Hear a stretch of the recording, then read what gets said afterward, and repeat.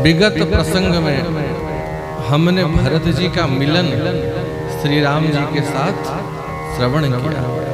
दीर्घ दिनों से अयोध्या से श्री भरत जी निकले थे, एक ही आशा, देखे बिन रघुनाथ चरण जिय की जरनी न जाई। श्री राम जी के चरणों के दर्शनों के बिना हृदय के भीतर जो जलन, जो दाह है, वह दाह मिटने वाली नहीं है। यह जीव भी अनेक जन्मों से चला है, कितने योनियों में है, कोई हिसाब कर सकता है? हम पिछले जन्मों से कितने योनियों से भटक रहे हैं, कितने बार पशु बन चुके हैं, कहां कहां नहीं भटके, आज तक शांति मिला, सुख मिला, कहां कहां सुख नहीं ढूंढ रहे हैं, संसार की वस्तुओं में सुख ढूंढ रहे हैं, संबंधों में सुख ढूंढ रहे हैं, शरीरों में सुख ढूंढ रहे हैं, पर आज तक किसी को सुख नहीं मिला। अनेक जन्मों से जो दाह है, जो ताप है, वह ताप अभी तक नहीं मिटा, क्योंकि मीना सुखी जहनी रगाधा, तिमी हरि शरणन एक।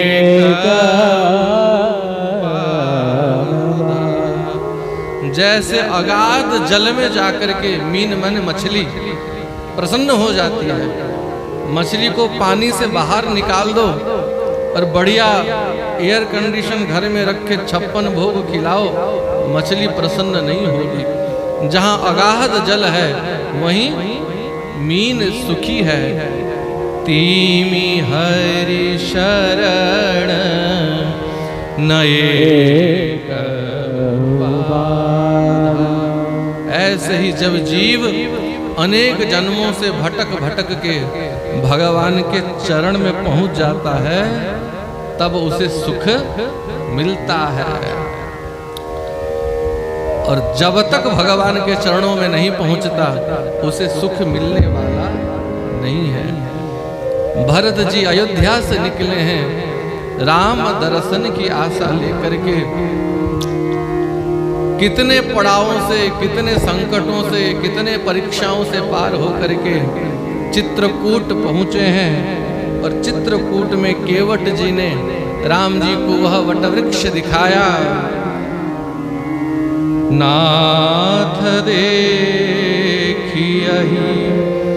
बिटप विशाला, उस विशाल वटवृक्ष को दिखाया, जिस वटवृक्ष को घेर करके और 4 वृक्ष हैं कि नहीं, पाकर जम्भू रसाल तमाला। इन 4 वृक्षों के बारे में और थोड़ा चर्चा कर लेते हैं। पिछले सत्र में हमने चर्चा किया था, ये 4 वृक्ष क्या हैं? ये 4 प्रकार के भक्त हैं, धर्म अर्थ काम मोक्ष। और वटवृक्ष विश्वास है, प्रेम का वृक्ष है। अब मानस के मंथन से अगर हम इन वृक्षों की समीक्षा करें तो पाकर वृक्ष क्या है? जाप यज्ञ पाकरी तर करहि। काकभूषुंडी जी उत्तरकांड में जिस नीलगिरी पर्वत में रहते थे काकभूषुंडी जी, वहां भी ये सब वृक्ष थे, पाकर, जामुन, आम का वृक्ष, तमाल का वृक्ष। तो पाकर के वृक्ष के नीचे जप करते थे, यज्ञ करते थे। जाप यज्ञ पाकर तर करहि। और जामुन के वृक्ष का तात्पर्य क्या है? जामुन का फल ये किस मौसम में पकता है? अभी जो चल रहा है। नियम से बारिश आ जाना चाहिए कि नहीं? जब वर्षा ऋतु प्रवेश करती है उसी समय जामुन के फल पकते हैं। ग्रीष्म ऋतु जाता है और वर्षा ऋतु प्रवेश करता है, उस समय संधि के समय जामुन के फल पकते हैं। तो ये वर्षा क्या है? ये हरिनाम की वर्षा, प्रेम की वर्षा। जब जीवन में घनघोर वर्षा होती है तभी जीवन का भाव, हृदय का भाव पकता है। इस संसार को भव कहते हैं। भव, भव माने तीन काम जहां निरंतर होते हैं उसे कहते हैं भव। जन्म, स्थिति, भंगा। जहां जन्म होता है, जीव अपने कर्मों के अनुसार सुख दुख पाते हैं, और जहां मृत्यु होता है उसे कहते हैं भव। अच्छा, 24 घंटों में कोई ऐसा सेकंड है जिस सेकंड में किसी की मृत्यु नहीं होती, किसी का जन्म नहीं होता? हर एक सेकंड में कितनों की मृत्यु हो रही है। अभी भी कोई मर रहा होगा, अभी भी कोई जन्म हो रहा होगा। तो हर क्षण, हर सेकंड जहां जन्म होता है, मृत्यु होती है, जीव की स्थिति होती है, उसे कहते हैं भव। और इस भव में आग लगा हुआ है। भागवत जी में सुखदेव जी ने इस भव को अटवी कहा। अटवी माने है जंगल, और संधि कर दो तो भवाटवी। संसार क्या है? ये भव एक जंगल है। जैसे किसी घनघोर जंगल के भीतर कोई नया व्यक्ति, कोई पथिक जाकर के भटक जाए और उसे मार्ग नहीं मिले जंगल के भीतर, और जंगल के भीतर छोटे छोटे मार्ग बने हुए हैं। छोटे छोटे मार्ग किसने बनाया? मनुष्यों ने नहीं बनाया, जंगली पशुओं ने बनाया है। जंगली पशु जिस मार्ग से आते जाते हैं वहां छोटे छोटे मार्ग बन जाते हैं। तो उस मार्ग को अगर देख करके कोई व्यक्ति उस मार्ग में चल पड़े तो पता नहीं कहीं हाथी के झुंड में पहुंच जाएगा, पता नहीं कहीं सिंह के पास पहुंच जाएगा। पशुओं के मार्ग में जाओगे तो पशुओं के पास पहुंचोगे। और पशुओं का मार्ग क्या है? पहले समझ लो पशु कौन है। बाबा तुलसी कहते हैं पशु कौन है? अस प्रभु छाड़ी भजई जे आनन, ते नर पशु बिनु पूछ विषान। ऐसे दयालु कृपालु, ऐसो को दयाल जगमाही, ऐसो को कृपाल जगमाही, बिन सेवा जो दवे द्रवे दीन पर, राम सरिस प्रभु नाही। ऐसे प्रभु को छोड़ करके जो अन्याश्रय लेता है उसे कहते हैं पशु बिन पूंछ बिसाना। भले ही उसके सींग नहीं है और पीछे पूंछ नहीं है, पर वो पशु है। राम नाम ध्याया नहीं माई, जन्म गवाया पशुआ की नाई। जिसने भगवान का आश्रय नहीं लिया, राम नाम का आश्रय नहीं लिया, भगवान को प्राप्त करने के लिए जीवन का लक्ष्य नहीं बनाया, उसका जीवन पशु तुल्य है। आहार निद्रा भय मैथुनम चह सामान्य में तत् पशुभिर्नराणाम। केवल खाना और खाने में भी विवेक नहीं, जो मन करे वो खाना। अरे पशु तो फिर भी विवेक रखता है। आप सिंह को, बाघ को घास दो खाएगा, साग सब्जी दे दो खाएगा? नहीं खाएगा, क्योंकि उसका आहार मांस है। मांस छोड़ के दूसरा कुछ नहीं खाएगा। आप गाय को, भेड़ को, बकरी को, घोड़े को मांस खिलाओ, खाएगा? नहीं खाएगा, क्योंकि उसका आहार वो नहीं है। पशु भी विचार रखते हैं कि हमारा आहार क्या है, क्या नहीं है, है कि नहीं?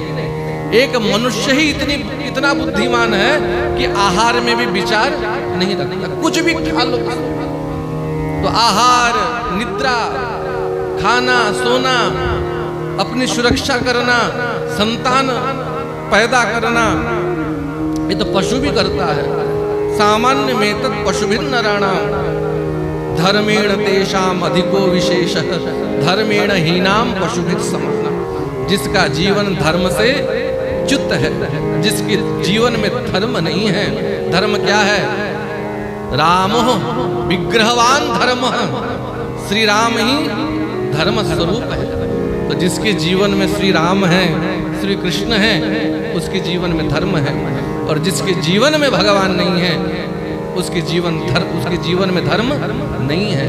और धर्मेण हीनाम पशुभिर समान, धर्म विहीन मनुष्य पशु है।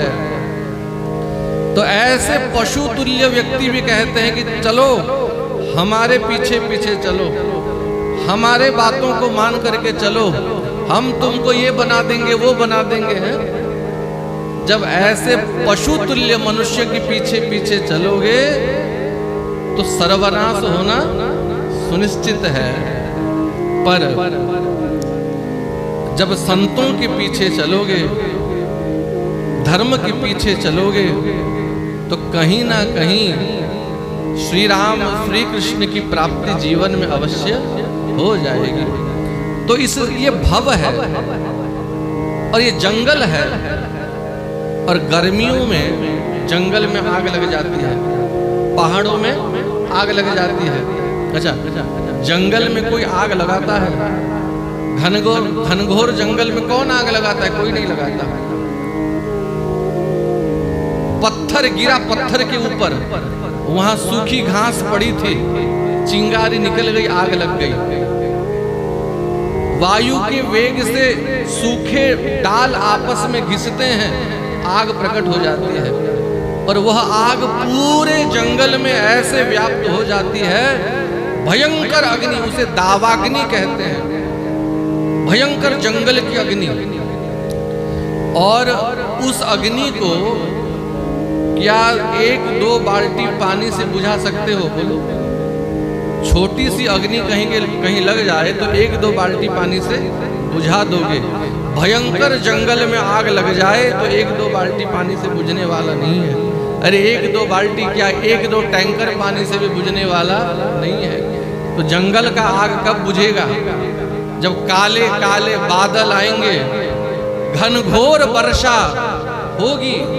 और वह वर्षा भी आधा घंटा 20 मिनट का नहीं, झड़ी लगेगी 1 दिन, 2 दिन, 3 दिन, तभी जाकर जंगल का आग बुझेगा। समझो, हमारे जीवन में भी आग लगा है। दैहिक, दैविक, भौतिक, ये 3 प्रकार के आग है। दैहिक आग शरीर का आग है। ज्वर हो गया, खांसी हो गया, डायबिटीज हो गया, ये बीमारी हो गई, वो बीमारी हो गई, ये दैहिक आग है। भौतिक आग, इसने हमारा ये बिगाड़ दिया, इसने केस कर दिया, इसने पिटवा दिया। समाज से जो निंदा मिलती है, समाज से जो दुख मिलता है, उसे कहते हैं भौतिक। और दैविक है, देवताओं के द्वारा जो दुख मिलता है। शनि, राहु, केतु बिगड़ गए, ये है दैविक। तो ये 3 प्रकार के आग से जीव जल रहा है। और आग इसने जला रखी है ईर्ष्या की आग, दूसरों के वैभव को देख करके जलना, स्वयं आग लगा दिया। काम, क्रोध, लोभ रूपी अग्नि से जल रहा है। तो जैसे भयंकर वर्षा से ही जंगल का आग बुझता है, ऐसे ही जीवन में जब हरिनाम की वर्षा होगी, कृष्ण विरह, भगवत विरह से नेत्रों से झरझर आंसू बहेंगे, तो उसी जल से ही यह ताप, यह दाह मिटने वाला है। तो इसीलिए जामुन के फल जैसे वर्षा ऋतु में आकर के पकते हैं, ऐसे जीवन का भाव भी तभी परिपक्व होता है जब जीवन में हरि नाम की झड़ी लगती है, हरि नाम कृष्ण प्रेम की झड़ी लगती है। तो पाकर जम्भू रसाल तमाला, रसाल माने आम, आम के वृक्ष के नीचे काकभुषुंडी जी आम तरु करही मानसी पूजा, आम के वृक्ष के नीचे बैठ करके मानसिक पूजा करते थे। मानसिक पूजा माने मन से भगवान की पूजा करना। अरे शरीर से सेवा करने में धन लगता है, मन से पूजा करने में क्या धन लगता है। और भगवान को ये संसार की पूजा जितनी प्रिय नहीं है, मन की पूजा भगवान को ज्यादा प्रिय है। मन ही पूजा मन ही फूल, मन ही सेवूं सहज स्वरूप, पूजा मंत्र जानहु नहीं तोरा, कह रहे दास कवन गति मोरा। एक व्यक्ति एक महात्मा के पास पहुंचे, बोले बहुत बड़ी समस्या है। क्या समस्या है? बोले हमें भगवान की पूजा तो करने का मन है पर पूजा कर नहीं पाते। बोले क्यों नहीं कर पाते? बोले भगवान की पूजा में धन लगता है, धूप बत्ती फूल प्रसाद, पूजा तो आरंभ ही होती है खर्च से। क्या आपके पास धन नहीं है? नहीं, पैसा तो बहुत है पर खर्च करने का मन नहीं है। एक पैसा खर्च नहीं कर सकते और पूजा भी करने का मन है। तो महात्मा ने उनको बोला कोई बात नहीं, एक पैसा खर्च करने की आवश्यकता नहीं है। मन ही पूजा, मन ही धूप, मन से ही भगवान को बिठा दो और हीरे की मुकुट पहनाओ, बढ़िया पीतांबर पहनाओ, सोने का हार पहनाओ, सोने की आरती लेकर के भगवान की पूजा आरती करो। और भोग भी जो मन में आए हैं, 56 नहीं 100 नहीं 1000 प्रकार का भोग लगाओ। मानसी पूजा बता दी और वह मानसी पूजा करने लगा और करते करते उसे मानसी पूजा सिद्ध हो गई। भगवान का दर्शन मन में होने लगा। एक बार मन में ही भगवान की पूजा करने के लिए खीर बना रहा था, खीर। और जीव का स्वभाव सपने में भी नहीं जाता है ना, स्वप्न में भी जीव अपने स्वभाव को नहीं छोड़ता। मन में भगवान के लिए खीर बना रहा था और जब चीनी डालने लगा तो चीनी आधा ही चम्मच डाल दिया, बोले खर्च हो जाएगा। तो भगवान ने हाथ पकड़ लिया, बोले भाई यहाँ तो पूरा डाल दे चीनी, कहाँ खर्च हो रहा है तेरा। तो उसने कहा प्रभु जीव उसका स्वभाव कभी नहीं छोड़ता नाथ, मैं अपना स्वभाव नहीं छोड़ पाया, पर आज यदि आपने हाथ पकड़ लिया है तो प्रभु आप अपना स्वभाव मत छोड़ना, क्योंकि आपका स्वभाव है एक बार आप किसी का हाथ पकड़ लेते हो तो फिर छोड़ते नहीं हो। और मानसी पूजा सिद्ध होती है। हम जो बंगला कीर्तन करते हैं, नरोत्तम दास ठाकुर इन्हीं का ही प्राय पद हम गाते हैं। नरोत्तम दास ठाकुर जी को उनके गुरु जी ने मानसी पूजा सिखा दिया और नरोत्तम दास जी मानसी पूजा करते हैं। श्री राधा माधव निभृत निकुंज में विराजमान हैं, पुष्पों की सेज बनी है, फूल की तकिया है? फूलों में सज रहे हैं श्री वृंदावन बिहारी, फूलों में सज रहे हैं श्री वृंदावन बिहारी, फूलों में सज रहे हैं श्री वृंदावन बिहारी। और और संग सज रही है वृषभान की दुलारी। तो निकुंज महल बना हुआ है, फूल का सेज है, फूल की तकिया है, फूल की जलझारी है। सब सखियां निकुंज के झरोखे से श्री राधा माधव जुगल का विलास दर्शन कर रहे हैं। भीतर कोई नहीं जा सकता, निभृत निकुंज में केवल राधा माधव विलसते हैं और सभी सखियां बाहर से केवल दर्शन करके सुखी होती हैं। नरोत्तम दास ठाकुर भी सखी भाव से निकुंज के एक झरोकों से राधा माधव को देख प्रसन्न हो रहे थे और बाहर सोने के पात्र में बढ़िया दूध गर्म कर रहे थे श्री जुगल की सेवा के लिए, और उसमें बढ़िया केसर डाला, मानसी में ही, मन में ही केसर डाला, बादाम डाला, बढ़िया मिश्री डाली, जो डाल सकते थे। दूध गर्म हो रहा था और उसी समय लोभ हुआ कि दूध तो गर्म हो रहा है। उसी बीच जाकर के श्री राधा माधव को निकुंज के भीतर देखें तो जाकर के राधा माधव को देखने लगे। देखते देखते मन ऐसा लग गया कि भूल गए कि वहां दूध गर्म हो रहा है। मानसी में ही धीरे धीरे दूध जलने लगा और जलने का गंध नाक में आने लगा। तो तब ध्यान टूटा कि अरे अरे दूध जल रहा है। तो दर्शन छोड़ करके दूध देखने आए तो दूध जल रहा था। सेवा में व्यवधान हो गया, सेवा में व्यवधान हो गया। मुझसे मानसी सेवा नहीं बनी, गुरुदेव ने मुझे मानसी सेवा दी, पर दर्शन के लोभ से सेवा बिगड़ गया। कह करके हाथों से जब दूध को उतारने लगे तो गर्म दूध हाथ में गिर गया और हाथ जल गया और यहाँ ध्यान टूट गया। मानसी में दूध गिरा था हाथ में, पर यहाँ हाथ जल गया, हाथ जल गया। अपने गुरुदेव के पास जब आए, हाथ छिपा करके आए थे। गुरुदेव ने कहा, नरोत्तम हाथ क्यों छिपाए हो?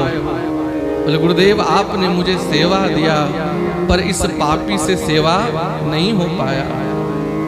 राधा माधव के लिए दूध गर्म किया था पर दूध नीचे गिर गया, दूध सब जल गया। जैसे गुरुदेव ने हाथ से कपड़ा हटाया तो देखा हाथ जल गया है। बोले, बाबरे सेवा तो तेरा सिद्ध हुआ है, तू मानसी सेवा का अधिकारी है, धन्य है। मानसी में दूध गर्म कर रहा था, हाथ प्रत्यक्ष जल गया। तो आम तरु तर करी मानसी पूजा, बिनु हरि भजन आन नहीं दूजा। आम के वृक्ष के नीचे मानसी पूजा करते थे। और तमाल का वृक्ष कैसा है? पितामह भीष्म कहते हैं, त्रिभुवन कमनम तमालवरनम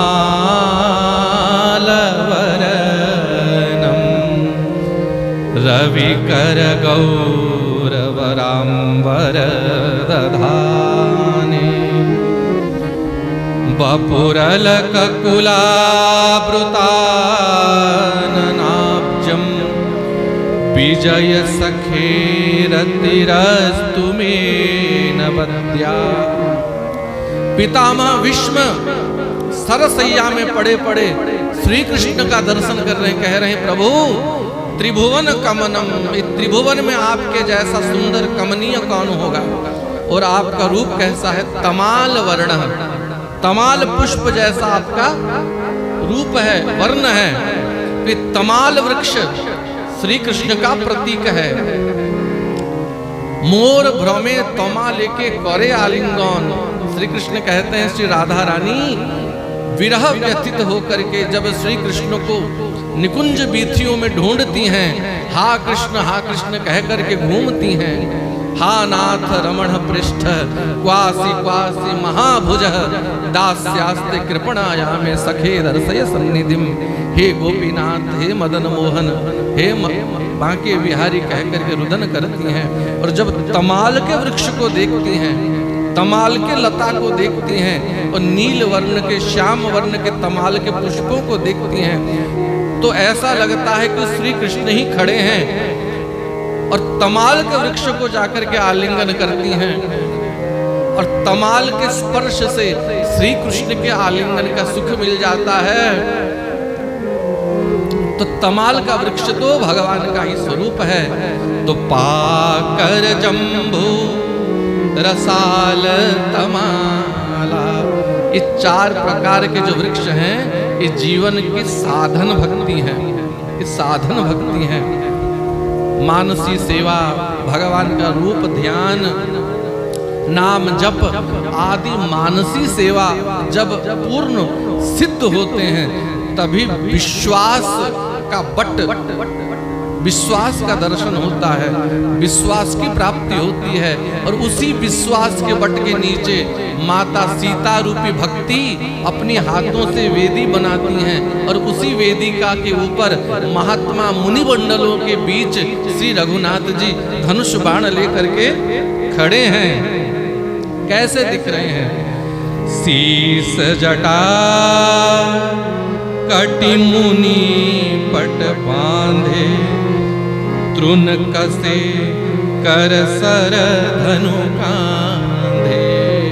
सुंदर जटा बनाया है, हाथ में धनुष पकड़े हैं, कंधे में तुणीर है, बाण है, कमर में पटका बांधा है। और राम जी धनुष बाण क्यों पकड़ते हैं? अभी चर्चा कर रहे थे ना, जीव अनेक जन्मों के ताप से जल रहा है, इसी दुख को दूर करने के लिए कर कमलनी धनुषायक फेरत, जिय की जरनी हरत हसी हेरत। फेरत मन क्या है? इसे कहते हैं फेरत, किसी वस्तु को प्रेम से पकड़ना, हाथ फेरना। कर कमलनी धनुषायक फेरत, धनुष बाण में हाथ फेर रहे हैं और मुस्कुरा करके देख रहे हैं। और जिसको एक बार मुस्कुरा करके देख लेते हैं, जिया की जरनी हरत हसी हेरत, हंसते हंसते सारे हृदय के जलन को श्री राम जी मिटा देते हैं। तो उस छवि को जब भरत जी ने देखा, निहारा दूर से ही, पाहि नाथ कही पाहि गोसाई। क्या कहा? पाहि नाथ कही पाहि गोसाई, भूतल पर्यो लकुट की नाई।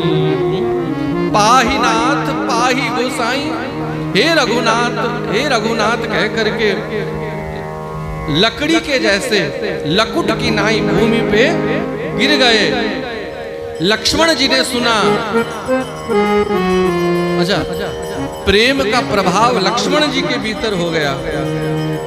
बचन स प्रेम लखन पहचाने, भरत जी के प्रेम पूर्ण वचन को लक्ष्मण जी पहचान गए और भरत जी को पहचान गए। क्या पहचान गए? जो लक्ष्मण जी के भीतर संदेह हो रहा था वह संदेह दूर हो गया। भरत जी को प्रेम, भरत जी के प्रेम को पहचान गए।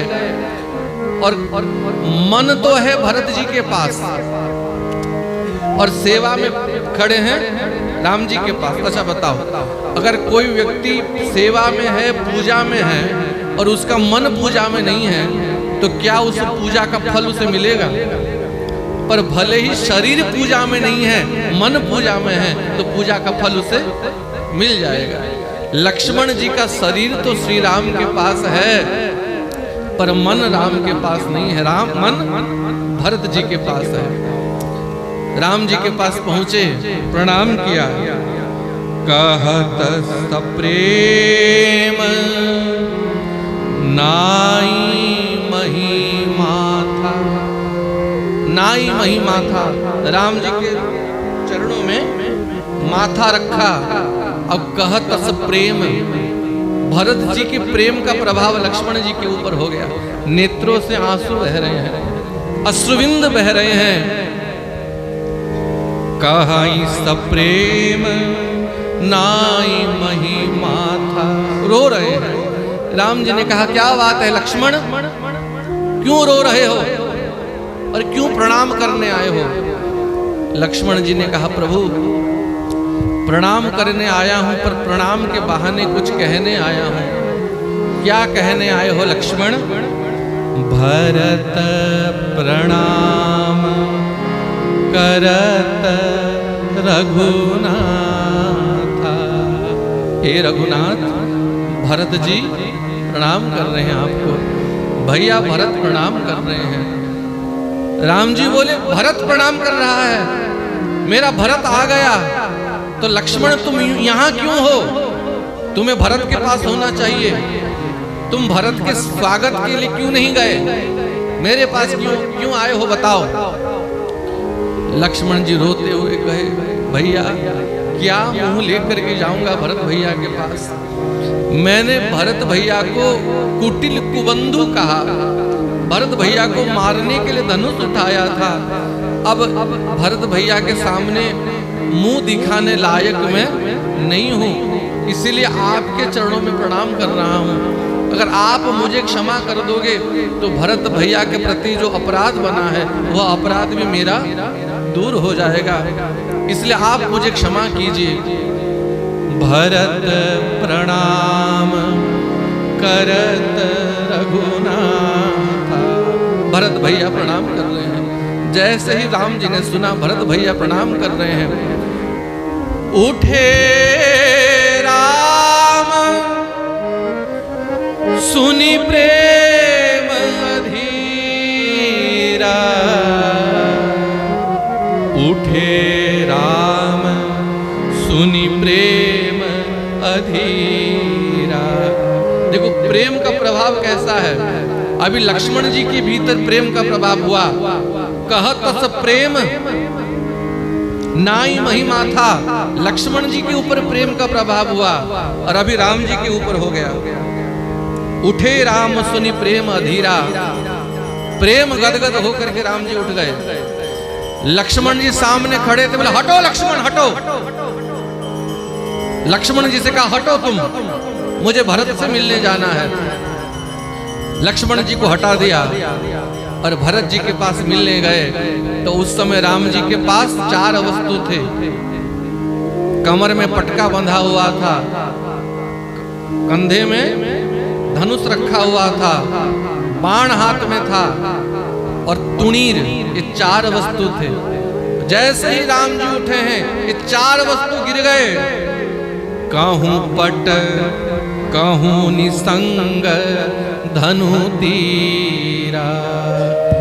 कहीं पटका गिरा है, कहीं धनुष गिरा है, कहीं बाण गिरा है और कहीं तुनीर गिरा है। 4 वस्तु गिर गए। तो पटका क्यों गिरा? मानो किसी ने 4 वस्तुओं से पूछा कि भाई सुनो, पीतांबर, धनुष, बाण और तरकस, आप चारों को राम जी हमेशा पास में रखते हैं कि नहीं रखते हैं? रखते हैं। तो वो लड़ाई करने वाले इसके आगे कुछ बोलते हैं, उसके आगे कुछ बोलते हैं। तो इन चारों से कहा गया राम जी हमेशा तुम चारों को पास में रखते हैं कि नहीं रखते हैं? बोले हाँ रखते हैं। पटका, धनुष, बाण और तुनीर राम जी कभी छोड़ते नहीं है। तो आज क्या हो गया? तो तुमको छोड़ दिया और छोड़ा नहीं, फेंक दिया। कहूं पट कहूं निसंग धनु तीरा। अरे भाई कोई अगर व्यवस्थित भाव से किसी वस्तु को नीचे रखेगा तो सब एक जगह रखेगा कि नहीं? कि इधर कुछ फेंका, उधर कुछ फेंका, उधर कुछ फेंका। कब फेंकते हैं? जब कोई खींच करके फेंक देता है तो वस्तु इधर उधर बिखेर देता है। तो यहाँ क्या लिखा है? कहूं पट कहूं निसंग कहूं धनु तीरा। पटका एक जगह गिरा है, धनुष एक जगह गिरा है, तुणीर एक जगह, बाण एक जगह। तो राम जी ने, तुम लोगों ने क्या अपराध कर दिया, क्या बड़ा अपराध कर दिया जो राम जी ने तुम लोग को फेंक दिया? तो पटका ने कहा, देखो भाई, पहली बात है राम जी ने हमको नहीं फेंका, ये राम जी का स्वभाव नहीं है। राम जी का स्वभाव है, एक बार किसी को धारण करते हैं, ग्रहण करते हैं, तो उसे कभी त्यागते नहीं है। राम जी का स्वभाव नहीं है किसी को त्यागना। पर जब भरत जी, भरत जैसे प्रेमी, भरत जैसे भाई श्री रघुनाथ जी से मिल रहे थे, तो पटका ने कहा, मुझे लगा कि जब दो भाई आपस में मिलते हैं तो बीच में बाधा नहीं बननी चाहिए। भाई भाई के बीच में जो दीवार बनता है वो महापापी है, अपराधी है। तो भरत राम ये दोनों आपस में मिलेंगे तो बीच में कोई दीवार ना बन जाए, इसलिए पटका कहता है मैं खुद नीचे गिर गया। धनुष बाण और तुनीर कहते हैं, जब भाई भाई मिलते हैं तो उस समय प्रेम की आवश्यकता होती है, स्नेह की आवश्यकता होती है, श्रद्धा की आवश्यकता होती है, वहां शस्त्र की कोई आवश्यकता नहीं है। इसीलिए हम नीचे अपने आप गिर गए। और चारों ने एक साथ कहा कि जब भरत जैसा प्रेमी नीचे गिरा है, भूतल परे हो लकुट की नाई, तो हम सब ऊपर बैठे, राम जी के कंधे में बैठे, ये मर्यादा नहीं है। तो इसलिए जब भरत जैसे प्रेमी नीचे गिरे हैं, हम लोगों ने सोचा हमको भी नीचे गिर जाना चाहिए, इसलिए हम भी नीचे गिर गए। तो यहाँ तो इन्होंने समाधान दे दिया। अब राम जी के पास जाकर के पूछने लगे कि प्रभु एक बात बताओ, सभी आपके स्वभाव के बारे में कहते हैं कि एक बार आप जिसे स्वीकार करते हो उसे त्यागते नहीं हो, तो प्रभु आज आपने अपना स्वभाव क्यों छोड़ दिया? ये पटका, धनुष, बाण, तुणीर आपके हैं कि नहीं? हाँ मेरे हैं। तो आज आपने इनको क्यों त्याग दिया? आपने शरणागति को ही अनादर कर दिया प्रभु। बोले सुनो, मैंने त्यागा नहीं है, और अगर त्यागा भी है तो किन परिस्थितियों में त्यागा है सुन लो। जब मेरे हाथ में धनुष बाण रहते हैं ना, तो बड़े से बड़े बाहुबली, बड़े से बड़े वीर योद्धा जब मेरे सामने आते हैं तो मेरे बल को देख करके, मेरे शस्त्रों को देख करके, धनुष बाण को देख करके अपने शस्त्र छोड़ देते हैं। छोड़ते हैं कि नहीं? श्री राम जी के आगे कौन शस्त्र धारण कर सकता है? मेरे शस्त्र को देख करके, मेरे बल को देख करके, मेरे प्रभाव को देख करके बड़े बड़े बलशाली भी अपना शस्त्र छोड़ देते हैं। आज जब भरत मेरे पास आया है, भरत के प्रेम बल के आगे, भरत के आगे मैंने भी अपने शस्त्र छोड़ दिए। राम के आगे बड़े बड़ों का बल नीचे गिर जाता है, और प्रेम के आगे राम जी का बल भी नीचे गिर जाता है। इसीलिए मैंने जानबूझ करके शस्त्र त्याग दिए हैं। और राम जी उठे हैं, भरत जी को कह रहे हैं बार बार, भरत उठो, भरत उठो, भरत उठो, पर भरत नहीं उठ रहे। क्यों नहीं उठ रहे हैं? बोले प्रभु इस मुंह को आप मत देखिए, मैं आपको मुख दिखाने लायक नहीं हूँ। ये जो आप आज वनवासी रूप में खड़े हो, माता सीता वनवासिनी बन करके खड़ी है, ये लक्ष्मण वनवासी वेश में खड़ा है, ये मेरे कारण सब हुआ है नाथ, आपको मुख दिखाने लायक मैं नहीं हूँ। भरत जी नीचे गिरे थे। पर बस लिए उठाई, बरबस मैंने जबरदस्ती, भरत जी उठना नहीं चाहते थे। राम जी ने बरबस लिए उठाई, जबरदस्ती बरबस भरत जी को उठाया। उरलाए कृपा निधान, अपने हृदय से लगाया है भरत जी को। बोले भरत तुम्हारे मुख को देखने के लिए मैं तरस गया था, कितने दिनों बाद आज तुम्हारा मुख मुझे दिखा है। केवल मुख देखने से मैं संतुष्ट नहीं होऊंगा भरत, एक बार मेरे छाती से लग जाओ।